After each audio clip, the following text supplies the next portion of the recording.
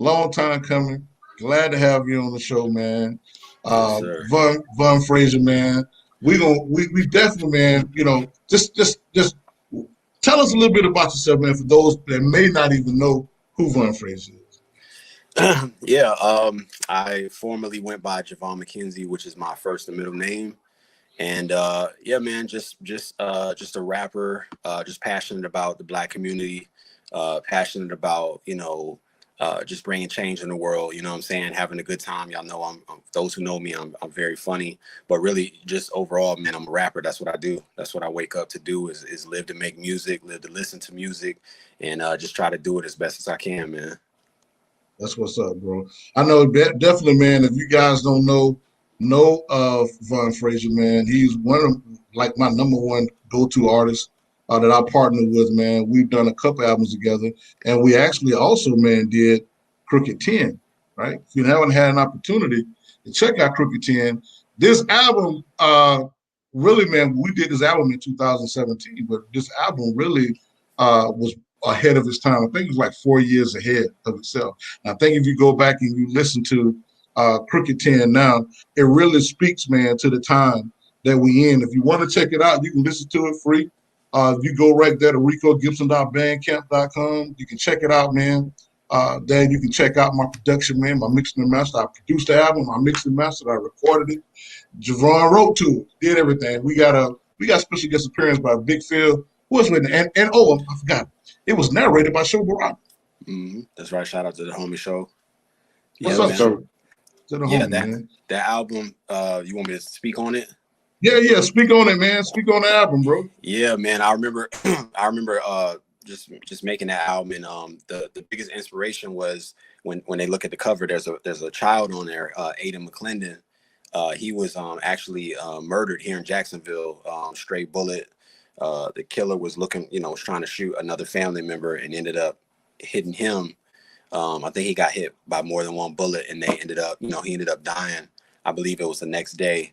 So I know his auntie and his grandma and them, and so a little bit, but I've been knowing his auntie for years. And so, yeah, man, that just really hit me hard.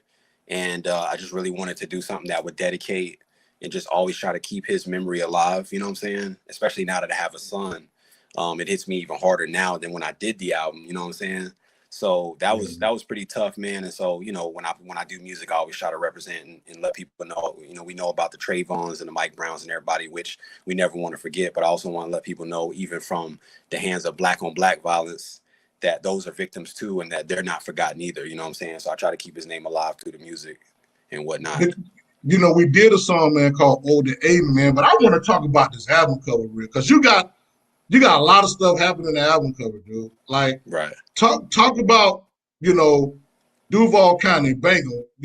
Right. Why do they call it the Bengal here, bro? For people that don't know what the Bengal is, because we all over the world. Hey, man, it's real out here, man. You go to the West Coast, of course, where I'm originally from. You got the Bloods and Crips. You got heavy gang violence, and out here, man, it's more like, you have turfs and stuff, but a lot of it's just every man for himself. Man, every man is their own gang, and you run into the wrong side of town or the wrong person.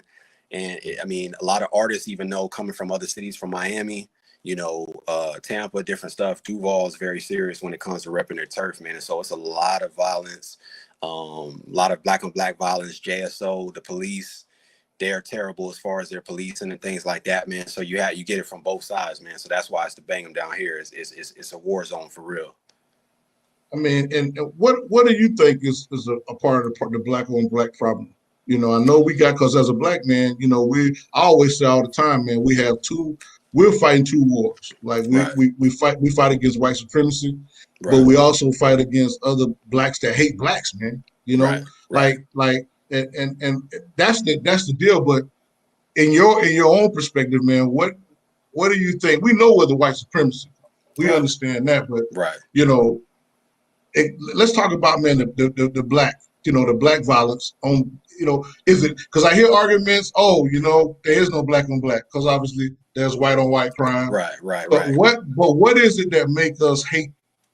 I know it's evil, right? We talk about that, you know what I'm saying? But that's the cliche, right? But talk about it. What makes that happen, bro? So we got a comment here already. Yeah. Well, first, Get on, sis. I think you hit the nail on the head, man. It's like a quarter. You know, you have heads and tails, like a Mhm. coin. You know, you have the heads on one side, tails on one side. So you have on one spectrum, there's white supremacy, and on the other spectrum, there's what we do to each other. And so I always try to, when I talk about these conversations, they're very nuanced, but I always try to focus on making sure that I talk about both sides, you know, because it's not all black on black. And of course, we know that is just a term that a lot of whites use to kind of deflect from what they do to their own community and what they do to our community. So really, it's just proximity. So because you have blacks Ah, in neighborhoods with other blacks, those are the crimes that are being committed. You have people in Jacksonville that never left the east side. You got people that's never left the north side. You got people that's never left Jacksonville. So, and you have that around the world. Everybody doesn't get to travel. Everybody's never been on, you know, there's a lot of people that haven't been on planes, buses, stuff like that, right?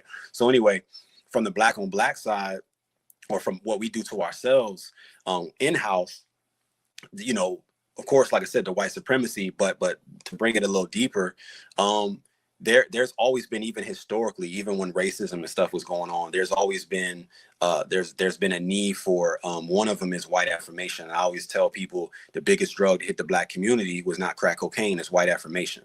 You know what I'm saying? So as bad as drugs but stop. are, go ahead. Now, white affirmation. I Mhm. want you to talk about white affirmation. Okay. Talk about that. So basically the need to feel like you need to be accepted by white people, to the point to where you're willing to do anything, or to the point where you feel validated, right? So if Rico or D-Ray, whoever tells me that I'm dope, then I was like, oh, okay, cool. But if a white man tells me the same thing, it's like now my ears are open, or now I'm ready to, now I feel validated. Where I could be a black lawyer, but if I'm a black lawyer on the white firm, then I feel like, you know, I feel like that token, that like, oh my goodness, they really accepted me, right? You see that in a lot of churches, you see that in a lot of organizations. And so the white affirmation of just needing to be accepted to the point where it's detrimental to you and it's detrimental to your community. You know, there's nothing wrong with wanting to be accepted, wanting to be liked. We all, to a certain extent, have that. But when it goes to you look at Martin Luther King, you look at Malcolm X, you look at people in their camps. There's always been somebody black that was willing to dime somebody out, whether that was for money, whether that was just for the purpose of saying, you know, the government or Uncle Sam looking at them different. You've always seen that in what we typically know as the house Negro, right? You had the slaves in the field that were working, and then you had the house Negro that felt like he wasn't a slave because he was sleeping in the master's house. He was a slave too, but he just had better treatment, so he would keep watch over the slaves. He would snitch, you know, Now wait a minute. on different stuff like that. Stay right there for a second. Right. That sound like a fantasy, bro. It don't even sound like that's true, bro. Like that a part of history, bro? Is I that wish really true, bro? I Is wish it that is that was. really is that really a thing, bro? Because it sounds like you just made that up. It sounds Hey, like you just made that up. I wish it was the HBO Max special, you know what I'm Okay. saying? Or a Netflix thing that I could binge. But yeah, it's definitely true. You know, blacks coming from, you know, going back to the slave days, you know, and enduring what we did. And so you had what the master did was they separated father from the home. You know, they broke up the home early, and then that became the tradition. And so you had a lot of times was you had the black mother who was, you know, whether she slept with the master or did whatever to keep her child safe. And then you had the father who would be out in the field all the time, where he couldn't be a father, or he would be sent to another plantation. And so this started to go down through what we call black trauma or trauma, uh, where the woman would be in the home, single parent. That kind of set the foundation, you know what I'm saying? And so even with all that, blacks were still able to persevere. And we were still a tight knit community after slavery, after all that type of stuff, even through the Jim Crow era. And then once the war on drugs and crack cocaine and stuff hit our communities, that's when you saw like the paradigm shift. That's when you saw like the major setback, where it's like, not only are we being systematically oppressed, but now we're being systematically oppressed and we don't have unity. And that's probably, I think that's the biggest difference now, why you're seeing what you're seeing. Because in the 60s, you didn't see, yes, you had fights and you had blacks that would, you know, every now and then would kill blacks, but it wasn't a war zone where you just saw the clear hatred. You know what I'm saying? And now, because of that lack of unity and blacks feeling like, even in Jacksonville, I use Jacksonville specifically, there's such a crab in the bucket mentality basically every man is for themselves, not willing to pull their brother up, not willing to love their brother or walk alongside their neighbor. Everybody's trying to be, I got to be the man. I got to make it out of Jackson. I got to put Jackson on a map, to the detriment of their community. You know what I'm saying? So you got crabs in a bucket. They all trying to pull each other down to get out. And so nobody gets out. So